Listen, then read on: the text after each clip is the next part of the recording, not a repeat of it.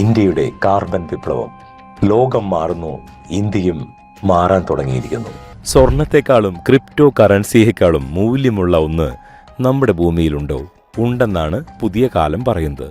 നമ്മൾ ശ്വസിക്കുന്ന ശുദ്ധവായു ഒരു ബിസിനസ് തന്ത്രമായി മാറുന്ന കാലം അതിദൂരമല്ല. 2026 മുതൽ ഇന്ത്യയുടെ വ്യവസായ മേഖലയിൽ വിപ്ലവകരമായ ഒരു മാറ്റം വരുവാൻ പോവുകയാണ്. മലിനീകരണം ഇനി സൗജന്യമായിരിക്കില്ല. പരിധിയിൽ കൂടുതൽ പുക പുറത്തുവിടുന്ന കമ്പനികൾ ഒന്നുകിൽ പിഴ അടയ്ക്കണം, അല്ലെങ്കിൽ മറ്റൊരാൾ ഉണ്ടാക്കിയ ശുദ്ധവായുവിന് പണം നൽകണം. ഇതാണ് ഇന്ത്യയുടെ പുതിയ കാർബൺ ക്രെഡിറ്റ് ട്രേഡിംഗ് സ്കീം. എന്താണ് ഈ പദ്ധതിയെന്നും സാധാരണക്കാരനും കർഷകനും ഇത് എങ്ങനെ വരുമാനമാർഗമാക്കാമെന്നും നമുക്ക് ഇന്നത്തെ വീഡിയോയിലൂടെ വിശദമായി പരിശോധിക്കാം. എന്താണ് കാർബൺ ക്രെഡിറ്റ്? നമുക്ക് ആദ്യം അടിസ്ഥാനപരമായ ഒരു കാര്യം മനസ്സിലാക്കാം. ഈ കാർബൺ ക്രെഡിറ്റ് ലളിതമായി പറഞ്ഞാൽ ഒരു ടൺ കാർബൺ ഡയോക്സൈഡ് അന്തരീക്ഷത്തിൽ നിന്ന് ഒഴിവാക്കുമ്പോൾ അല്ലെങ്കിൽ കുറയ്ക്കുമ്പോൾ ലഭിക്കുന്ന ഒരു ഡിജിറ്റൽ സർട്ടിഫിക്കറ്റ് ആണ് ഒരു കാർബൺ ക്രെഡിറ്റ്.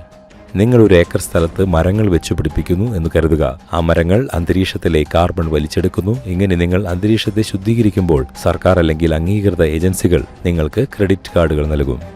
അന്തരീക്ഷം മലിനമാക്കുന്ന വൻകിട കമ്പനികൾ അവരുടെ പാപഭാരം കുറയ്ക്കുവാൻ ഈ ക്രെഡിറ്റുകൾ നിങ്ങളിൽ നിന്ന് പണം നൽകി വാങ്ങേണ്ടി വരും. അതായത് വായു ശുദ്ധമായി സൂക്ഷിക്കുന്നത് ഒരു കച്ചവടമായി മാറുന്നു. 2026 മുതൽ ഇന്ത്യയിൽ നിർബന്ധിത കാർബൺ വിപണി നിലവിൽ വരും. ഇത് പ്രധാനമായും 3 മേഖലകളെയാണ് ആദ്യം ബാധിക്കുക: സിമന്റ്, അലുമിനിയം, സ്റ്റീൽ വ്യവസായം. ഈ വ്യവസായങ്ങൾക്ക് സർക്കാർ ഒരു നിശ്ചിത മലിനീകരണ പരിധി നിശ്ചയിക്കും. ആ പരിധിക്ക് മുകളിൽ കാർബൺ പുറത്തുവിടുന്ന കമ്പനികൾക്ക് കനത്ത പിഴ ഒടുക്കേണ്ടി വരും. കാർബൺ ക്രെഡിറ്റിന്റെ വിപണി വിലയുടെ ഇരട്ടി തുകയുമായിരിക്കും പിഴ. ഈ പിഴയിൽ നിന്ന് രക്ഷപ്പെടുവാൻ അവർക്ക് കാർബൺ ക്രെഡിറ്റുകൾ വാങ്ങുകയല്ലാതെ മറ്റു വഴികളില്ല. ഇതിന്റെ ടെക്നിക്കൽ വിശദാംശങ്ങൾ നമുക്കൊന്ന് പരിശോധിക്കാം. പരിസ്ഥിതി സൗഹൃദമല്ലാത്ത രീതിയിൽ ഉൽപ്പന്നങ്ങൾ നിർമ്മിക്കുന്ന രാജ്യങ്ങളിൽ നിന്നുള്ള ഇറക്കുമതിക്ക് യൂറോപ്പ് വലിയ നികുതി ചുമത്തും എന്നാണ്. ഇന്ത്യയുടെ സ്റ്റീൽ, സിമന്റ് കയറ്റുമതിയെ ഇത് ബാധിക്കാതിരിക്കാനാണ് നമ്മൾ 2026 സ്വന്തം കാർബൺ മാർക്കറ്റ് സജ്ജമാക്കുന്നത്. കാർബൺ ക്രെഡിറ്റ് എങ്ങനെയാണ് അളക്കുന്നത്, അഥവാ MRV? പലർക്കും സംശയമുണ്ടാകാം, അന്തരീക്ഷത്തിലെ വായുവിനെ എങ്ങനെയാണ് തൂക്കി നോക്കി ക്രെഡിറ്റ് നൽകുന്നത്? മോണിറ്ററിംഗ്, റിപ്പോർട്ട് ആൻഡ് വെരിഫിക്കേഷൻ എന്നൊരു പ്രക്രിയയുണ്ട്. മോണിറ്ററിംഗ് സാറ്റലൈറ്റ് ചിത്രങ്ങൾ ഉപയോഗിച്ചും സെൻസറുകൾ ഉപയോഗിച്ചും ഒരു പ്രദേശം എത്ര കാർബൺ വലിച്ചെടുക്കുന്നു എന്ന് നിരീക്ഷിക്കുന്നു. റിപ്പോർട്ടിംഗ് ശേഖരിച്ച വിവരങ്ങൾ ഡിജിറ്റൽ രേഖകളാക്കുന്നു. വെരിഫിക്കേഷൻ സർക്കാർ അംഗീകൃത തേർഡ് പാർട്ടി ഏജൻസികൾ ഈ വിവരങ്ങൾ ശരിയാണോ എന്ന് പരിശോധിക്കുന്നു. ബ്ലോക്ക് ചെയിൻ സാങ്കേതികവിദ്യ ഉപയോഗിക്കുന്നതിനാൽ ഇതിൽ ക്രമക്കേടുകൾ നടത്തുവാൻ കഴിയുമില്ല എന്നതുകൊണ്ട് തന്നെയാണ് ഇതിന്റെ വിശ്വസ്തത വർദ്ധിപ്പിക്കുന്നത്. ഇതിനെ ശ്രദ്ധിക്കേണ്ട ഒരു ചതിക്കുഴികളുണ്ട്.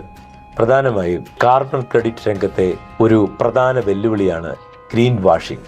ചില കമ്പനികൾ തങ്ങൾ പരിസ്ഥിതി സൗഹൃദമാണെന്ന് തെറ്റായി അവകാശപ്പെടുകയും വ്യാജ ക്രെഡിറ്റുകൾ ഉപയോഗിച്ച് മലിനീകരണം തുടരുകയും ചെയ്യുന്നതിനെയാണ് പറയുന്നത്. 2026 വരുന്ന പുതിയ നിയമം ഇത്തരം വ്യാജ ക്രെഡിറ്റുകളെ തടയുവാൻ കർശനമായ മാനദണ്ഡങ്ങൾ കൊണ്ടുവരുന്നു.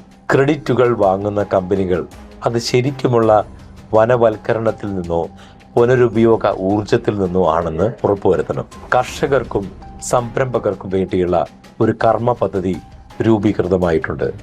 ഒരു സാധാരണ കർഷകന് എങ്ങനെ ഇതിന്റെ ഭാഗമാകാം എന്ന് നമുക്ക് നോക്കാം. അഗ്രോ ഫോറസ്ട്രി, കൃഷിയിടത്തിന്റെ അതിരുകളിലും ഇടവിളയായും മരങ്ങൾ വളർത്തുക. മിഥെയ്ൻ കുറയ്ക്കൽ, നെൽകൃഷിയിൽ വെള്ളം കെട്ടി നിർത്തുന്ന രീതി മാറ്റി ഓൾട്ടർനേറ്റിംഗ് വെയിറ്റിംഗ് ആൻഡ് ഡ്രൈ രീതി സ്വീകരിക്കുന്ന വഴി മിഥെയ്ൻ പുറത്തുവിടുന്നത് കുറയ്ക്കാൻ സാധിക്കും.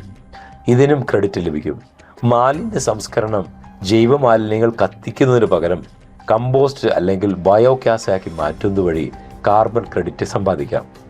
ചെറുകിട കർഷകർക്ക് ഒരു ഗ്രൂപ്പായി ചേർന്ന് ക്രെഡിറ്റുകൾ വിൽക്കുവാൻ സഹായിക്കുന്ന സ്റ്റാർട്ടപ്പുകൾ ഇന്ന് ഇന്ത്യയിൽ സജീവമായി കൊണ്ടിരിക്കുകയാണ്. വെറുതെ മരം നട്ടാൽ മാത്രം മതിയോ? പോരാ. Carbon capture and storage CCS എന്ന നൂതന സാങ്കേതിക വിദ്യ ഇന്ന് വികസിച്ചു വരുന്നു. ഫാക്ടറികളിലെ ചിമ്മിനികളിൽ നിന്ന് പുറത്തു വരുന്ന കാർബൺ ഡൈ ഓക്സൈഡ് അന്തരീക്ഷത്തിൽ കലരുന്നതിനു മുമ്പ് തന്നെ പിടിച്ചെടുത്ത് ദ്രാവക രൂപത്തിലാക്കി ഭൂമിക്കടിയിൽ സൂക്ഷിക്കുന്ന രീതിയാണ് ഇത്.